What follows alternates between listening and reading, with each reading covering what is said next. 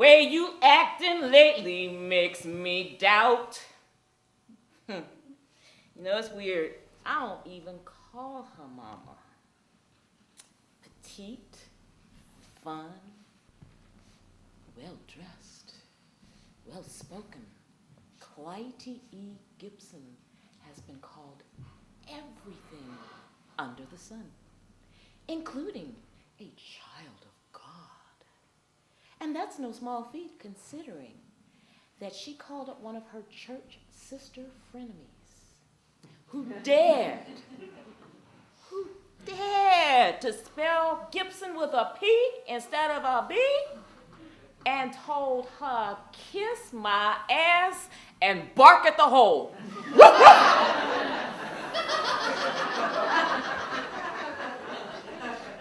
But I gotta tell you, I know the difference between the P and the B.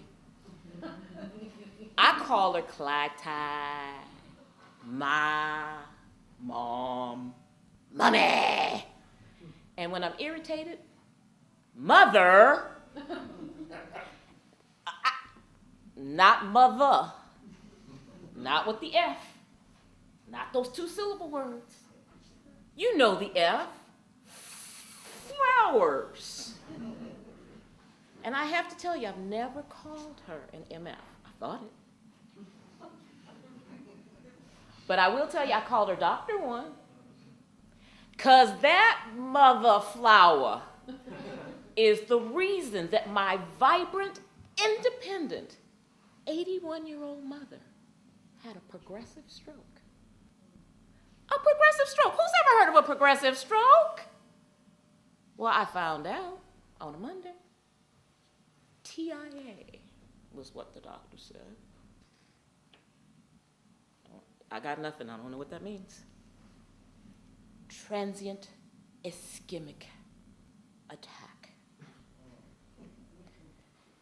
Is right.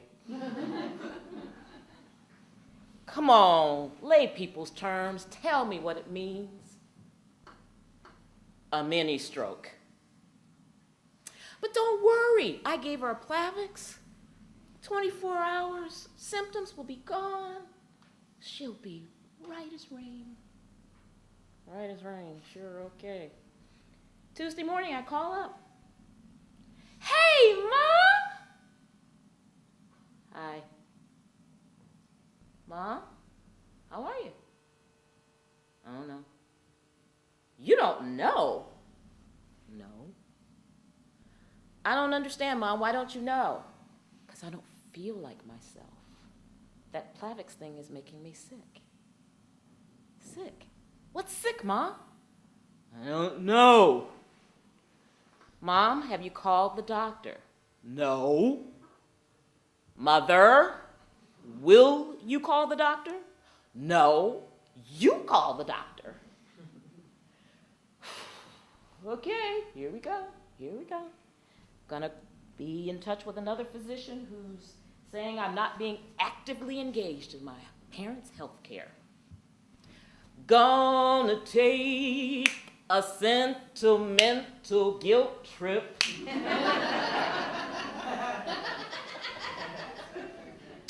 It's 1991. I'm sitting by my father's bedside, watching him. He's tormented in pain. Can't believe it. There's nothing I can do. I'm watching every organ shut down, one at a time. And as I'm sitting there feeling helpless, I get a tap on the shoulder, and I get beckoned out to the hallway.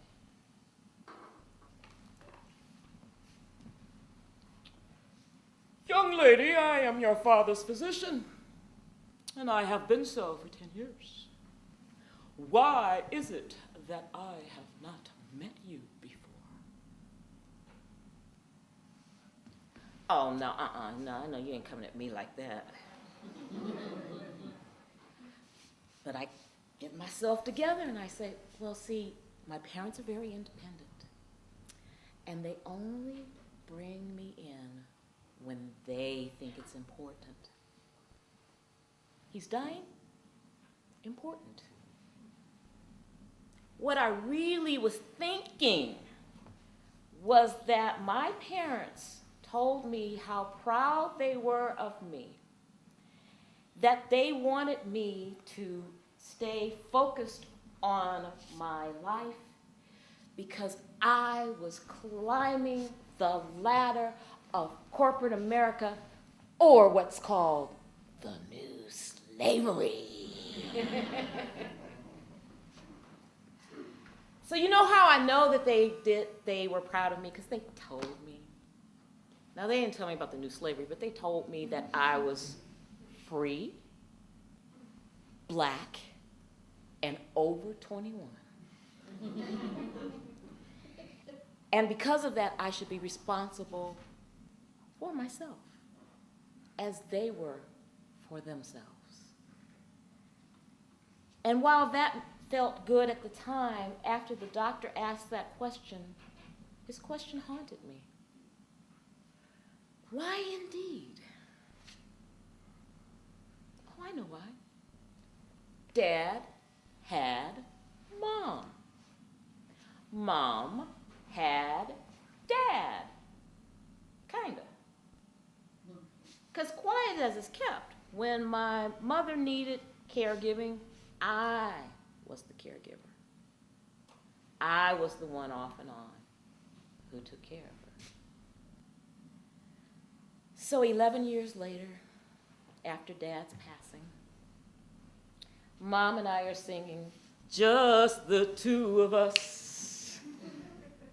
Now, you'd think we were building castles way up on high. Oh, no. No. Because it's now stage 2 of the progressive stroke. She's had a massive stroke. It's taken out her optic nerve. And with that, she can't read. Her memory, short-term memory, is short-circuited. And so, there we are. I want my mommy back. I want my mommy back. I want that lady who I am proud and jealous of. I want that lady that I went with her to her high school reunion from her colored high school in Texas. I want the lady who did the electric slide. And there we are on the floor, getting ready to get off the floor, and Brother Man walks up to us, class of 69, because they brought all the classes together from the colored high school, 1930 to 1969. And Brother Man, class of 69, looks at both of us. Clytie, class of 40. Lil Lori, class of 76. From California, an integrated high school, no less. And he says, "Clytie, you want to dance?" And I said to myself, well, I'll be dipped in snuff. I didn't know what that meant before, but what the flowers? But still, I want my mommy back. Actually, I want to go back to when I wasn't a caregiver. I want to go back to when I was between the ages of 3 and 7, when me and Mommy were friends, and we would play, and we would sing, and then I'd go overboard. And then she would say to me, "Don't let your wooden God and your corn shuck Jesus fool you, baby." And in today's words, that means don't get it twisted. And so I got it twisted. I would keep playing. I would keep pushing. And then finally she would say to me, "Listen, if you don't stop, I'm going to whip your ass from Amazing Grace to a floating opportunity." Okay, Mom, but I still miss my mommy. This new lady, she doesn't know how to comb her hair. She doesn't know how to turn on and off faucets. And most importantly, she doesn't know how to turn on and off burners on her stove. But she has glimmers. As a matter of fact, the glimmer was when I wanted to move her from Los Angeles, where she's living, to the Bay Area, she told me, hell to the no.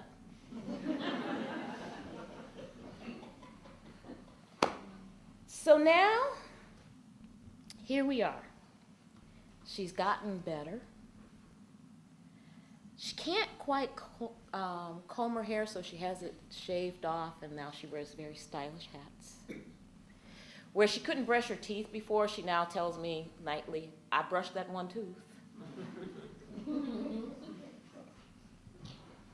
And so she's now in a rhythm. And so she loves the young and the restless. Because she and Victor have gone back many a year. She also listens to the radio.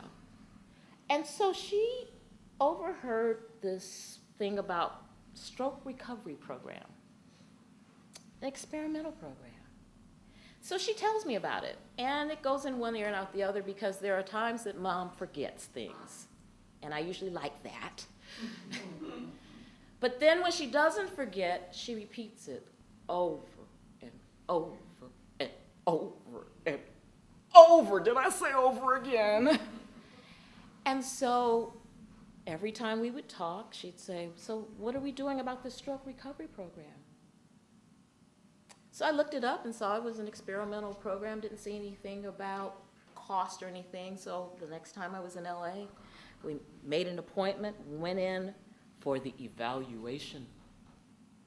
The evaluation was free. They said the next step is come in for testing. We'll get her blood work. We'll see if physically she can stand up to this. So I take her. They take her test, and then they come, while she's getting her test done, they come to me and they say, that'll be $450, please. Really? Wow. Okay, I don't really have $450, but I guess I'll find it. They said, well, come back the third time, and we will actually administer the medication. And I said, it's a $450, right? They said, yeah. Okay. Come back a third time. Mrs. Gibson, you are definitely qualified to be in our program. And therefore, we have this medicine for you. It's in this little vial. We'll inject some serum in the back of your neck, and you'll be right as rain. Mom, do you want to do that? Yeah, I've been excited about this. Okay. That'll be $3,900, please.